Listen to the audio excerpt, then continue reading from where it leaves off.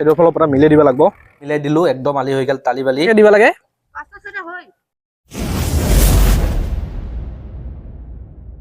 কি খবৰ আপোনালোকৰ আশা কৰো সকলোৱে ভালে আছে তো মই আছো বৰ্তমান মামাহাতৰ ইয়াতে তো আপোনালোকক আজি লৈ যাই আছো মই খেতি পথাৰত তো গৰু নাই যদিও ট্ৰেক্টৰ দি হলেও খেতি কৰি দেখাম আপোনালোকক তো কেনেকৈ খেতি কৰে তো আপোনালোক চাই থাকক ভিডিঅটো আমি গৈ থাকো নেকি লেটস গো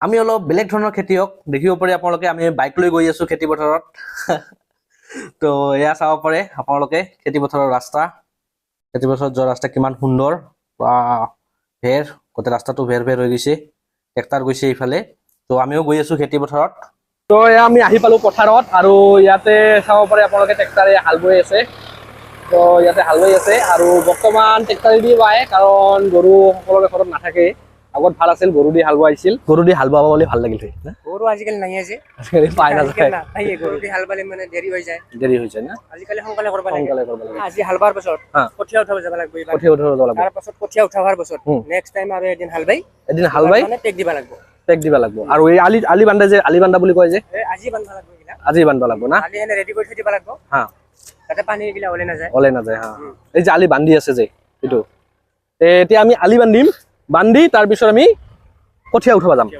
তো আপোনালোকে চাই থাকক সম্পূৰ্ণ এটা গাঁৱলীয়া পৰিৱেশৰ মানে খেতি বাতিৰ লগত জড়িত এটা ভিডিঅ' দি আছো তো আপোনালোকে নিশ্চয় চাই ভাল পাব ভিডিঅ'টো আৰু এইবিলাক চাব পাৰে বগলী উৰি আছে পথাৰত ইমান সুন্দৰ এইবিলাক চাব পাৰে ট্ৰেক্টৰে হাল মাৰি আছে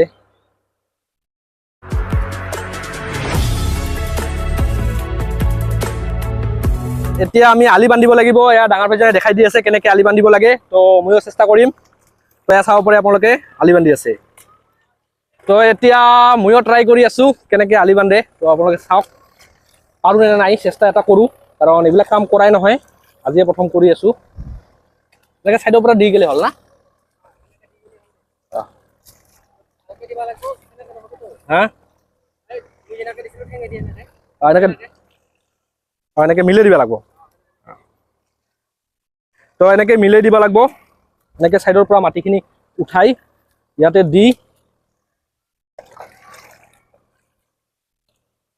এনেকৈ দি ছাইডৰ ফালৰ পৰা মিলাই দিব লাগিব ময়ো যা আলি মিলাই দিলোঁ একদম আলি হৈ গ'ল তালি বালি তো ধানবিলাক যেতিয়া পকিব এই পকা ধানৰ মাজে মাজে মতা হ'ব ডাঙৰ ডাঙৰ আলি হৈ যাব তাৰমানে মই আলিখৰ বান্ধিলোঁ কিন্তু তালি বালি হৈ একদম মতা হৈ গ'ল আলিখৰ তো চাব পাৰে আপোনালোকে তো যিয়ে নহওক এনেকৈ আলি বান্ধে আলি বান্ধাৰ পিছত পানীখিনি জমা হৈ থাকিব আজি কালি ধান ৰুব ইয়াতে ট্ৰেক্টৰৰে মাৰা কৈছো নাই तोबा थारा मूड खराब कर दिया আৰু ট্ৰেক্টৰৰে হাল বোৱা হৈ গ'ল তো চাব পাৰে ট্ৰেক্টৰখন গুচি গ'ল ইয়াৰ পৰা আৰু আমি আলি বান্ধি থাকাতে গুচি গ'ল ট্ৰেক্টৰখন আৰু কঠীয়া উঠাব যাব আছে তো আপোনালোকে চাই থাকক ভিডিঅ'টো আমি কঠীয়া উঠাব যাম তো দে এইখিনিতে বান্ধি দিম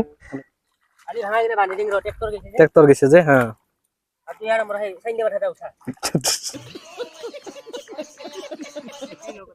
এয়া ডাঙৰ ভাইজনে আমাৰ আলি ট্ৰেক্টৰ যা লিকটো বাটি দি আছে আৰু এইবিলাক কাষতে এইবিলাক কাৰ ধান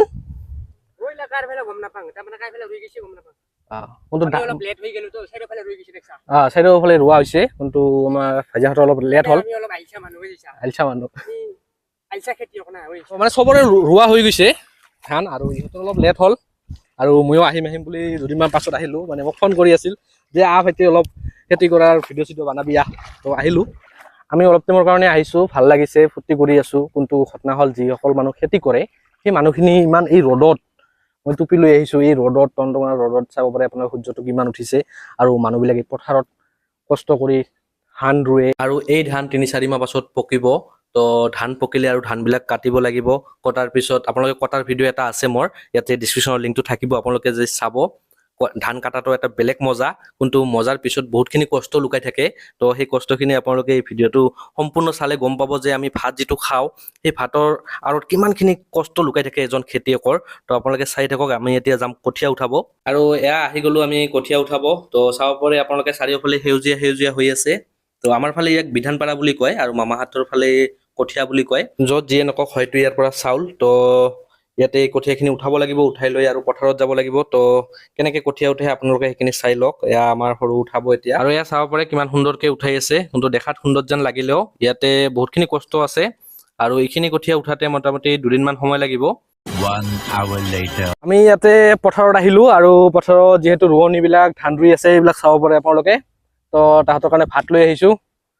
এয়া আমি ভাত ইয়াতে থৈ দিছোঁ আৰু গছত ৰোৱনীবিলাক কাপোৰবিলাক থৈ দিছে। ভাত খাবি আহ। ইমান দূৰৰ পৰা মাতি আছোঁ, তো ৰোৱনীখিনি শুনাই পোৱা নাই, তাৰ কাৰণে ওচৰতে আহিলোঁ। এয়া চাব পাৰে ইমান সুন্দৰকৈ ধান ৰুই আছে। 4জনকৈ ৰোৱনী ৰুই আছে ধান। আৰু এইজন যে একজন আছে সেইজন কি বুলি ক'ব, ৰোৱনী বুলি ক'ব নে কি বুলি ক'ব আপোনালোকে জানে যদি কমেণ্ট কৰি জনাবচোন। আমাৰ 4জনটো ৰোৱনীহে আছে। কেইটাকে দিব লাগে? 5-6টা না? দিনত কিমানখিনি ৰুব পাৰা? 1-1.5 বিঘা। এতে 1.5 বিঘাৰ বেছি আছে না? আৰু কিমান কৈছে? 1.5 বিঘা থকা বুলি কৈছে নেকি? 1.5 বিঘা থকা বুলি কৈ ৰুবা দিছে? 1.5 বিঘাৰ বেছি আছে।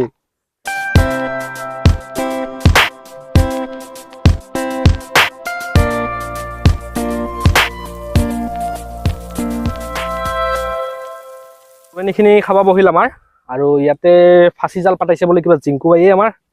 তো ফাঁচি জাল খন আপোনালোকক দেখাবলৈ লৈ যাই আছোঁ। মাছ লাগিছে নে নাই? লাগা নাই? এটাহে পালোঁ, একটো নাই। নাই, মাত্ৰ 2টাহে পালোঁ। 2টা পালোঁ না? আৰু এটা কাকৰাই খাল। মানে 3টা লাগছিল, এটা কাকৰাই খাইছে আৰু আমি 2টাহে পালোঁ। লাগা টাইমটা হোৱা নাই না? সন্ধিয়াহে পোৱা যাব। এই 2টা মাছ আৰু ঘৰত লৈ যে কি কৰিম, তো মাছ 2টা দে মোৰ হাতত। তো মাছ 2টাক মানে এৰি দিম, কাৰণ 2টা মাছ 2জনেহে খাব পাৰিম, বাকী মানুহ ঘৰত মেলা আছে। তো আমি 2টা মাছ 2টা লৈ যে কাম নহ'ব। তো সন্ধিয়া আহি জালখন উঠাব আহি তেতিয়া বেছিকৈ লাগিব, তেতিয়া লৈ যাম। এতিয়া মাছ 2টাক এৰি দিলোঁ মই। সৰু চাই খেতি বাতিৰ লগত জড়িত ভিডিঅ' দিলোঁ। তো কেনেকুৱা পালে আপোনালোকে চাই জনাব কমেণ্টত। আৰু যদি ভিডিঅ'টো চাই ভাল পাইছে তেনেহ'লে এটা শ্বেয়াৰ কৰি দিব। আৰু ভাল ভিডিঅ' বনাম ভিডিঅ' আহিব, ধামাকা ভিডিঅ' আহিব। তো চেনেলটো ছাবস্ক্ৰাইব কৰি ৰাখিব।